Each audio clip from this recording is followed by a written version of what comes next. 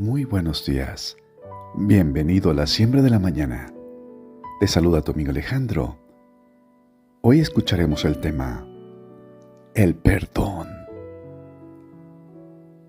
En este día, escucharemos acerca de la regla cristiana que dice, amarás a tu prójimo como a ti mismo. Y debemos de tomar muy en cuenta que tu prójimo incluye a tu enemigo. Y ahí es en donde nos encontramos con este terrible deber de perdonar a nuestros enemigos.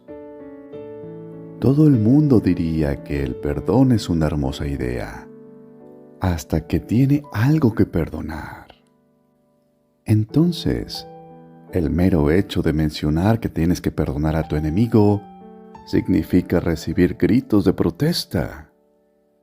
No es que la gente piense que la virtud de perdonar es demasiado refinada o difícil. La considera odiosa y despreciable. Esta conversación me enferma, dicen. Y muchos de ustedes me podrían decir, ¿qué te parecería perdonar a un secuestrador si has sido secuestrado? ¿Qué te parecería perdonar a tu esposa o a tu esposo si lo que has recibido de él son puñetazos en la cara? Tengo que confesar que también yo me lo pregunto, y me lo pregunto muchas veces. Del mismo modo que cuando el cristiano me dice que no debo de negar mi religión, ni siquiera para salvarme de morir bajo una tortura. Me pregunto muchas veces, ¿qué haría llegando el caso? No intento decirte en este audio lo que haría. Podría ser muy poco, pero mi intención es decir lo que es el cristianismo. Yo no lo inventé. Y ahí, en el medio mismo del cristianismo, encuentro perdonar nuestras deudas así como nosotros perdonamos a nuestros deudores. No hay ni la más mínima sugerencia de que se nos ofrece el perdón en otros términos. Se nos deja perfectamente claro que si no perdonamos, no seremos perdonados. No cabe ninguna duda. ¿Qué vamos a hacer? Pues bien, de todos modos será bastante difícil. Pero creo que hay dos cosas que podemos hacer para que nos resulte menos difícil. Cuando empezamos con las matemáticas, no empezamos por el cálculo. Comenzamos con una sencilla suma. Del mismo modo, si realmente queremos, pero todo depende de quererlo realmente, aprender a perdonar. Tal vez sea mejor que empecemos con algo más fácil que pensar en el secuestrador o en los puñetazos del individuo. Podríamos empezar por perdonar a la gente que nos interesa, que amamos, que nos ama y que nos trata bien. Probablemente esto nos mantenga ocupados por un tiempo. Y en segundo lugar, podríamos intentar comprender exactamente qué significa amar a nuestro prójimo como a nosotros mismos. Tengo que amar a mi prójimo como me amo a mí mismo. Pues bien, aquí surge una pregunta muy interesante. ¿Cómo exactamente me amo a mí mismo? Si bien lo pienso, no experimento lo que dice un sentimiento de cariño o afecto por mí mismo, y ni siquiera disfruto siempre de mi propia compañía. Así que, ama a tu prójimo no significa tenle cariño o encuéntralo atractivo. Tendría que haberme dado cuenta de eso antes porque, naturalmente, uno no puede sentir cariño por alguien intentándolo. También podemos hacernos una pregunta. ¿Tengo una buena opinión de mí? ¿Me considero una buena persona? Probablemente muchos respondamos, pues bien, a veces sí me considero buena persona, pero esa no es la razón por la que me amo a mí mismo. De hecho, es al revés.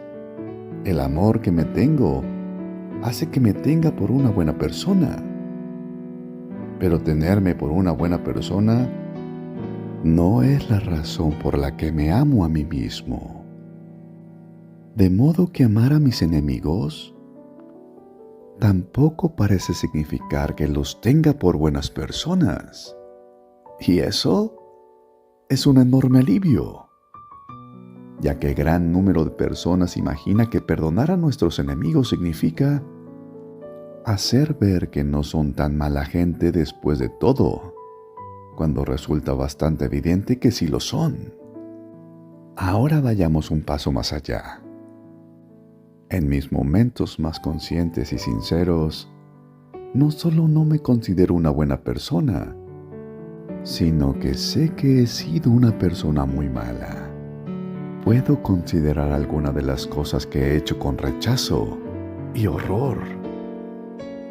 De modo que, en apariencia, se me permite odiar y rechazar alguna de las cosas que hacen mis enemigos. Y ahora que lo pienso, recuerdo que los maestros cristianos me decían hace tiempo que debo de odiar las malas acciones de un hombre, pero no odiar al mal hombre. O como ellos dirían, odiar el pecado, pero no al pecador.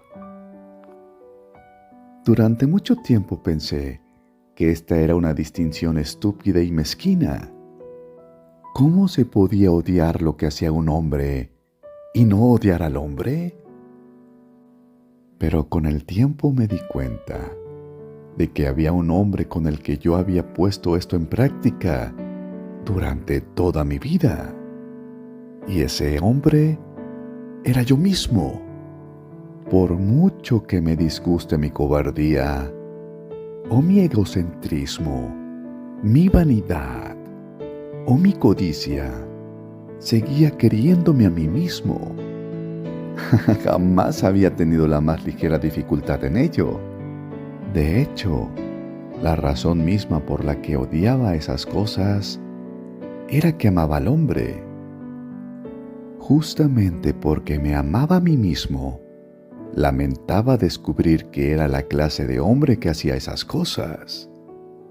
En consecuencia, el cristianismo no quiere que reduzcamos en algo mínimo el odio que sentimos por la crueldad y la traición. Deberíamos odiarlas. Ni una sola palabra de lo que hemos dicho sobre ellas necesita ser desdicha. Pero el cristianismo quiere que las odiemos del mismo modo en que odiamos esas cosas en nosotros mismos. Lamento que ese hombre haya hecho esas cosas y esperando, si es posible, que de algún modo, en algún momento, en algún lugar, el hombre pueda ser curado y humanizado de nuevo. La prueba de fuego es esta. Supongamos que leemos una historia terrible de atrocidades en las redes sociales. Supongamos que luego aparece algo que sugiere que la historia podría ser no del todo cierta, o no tan mala como parecía al principio. Y la pregunta es, lo primero que pensamos es, gracias a Dios, ni siquiera ellos son tan malos.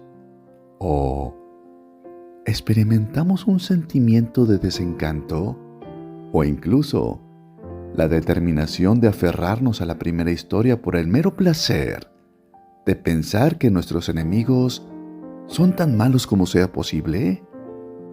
Si lo que experimentamos es lo segundo, me temo que este es el primer paso en un proceso que, seguido hasta el final, nos convertirá en demonios.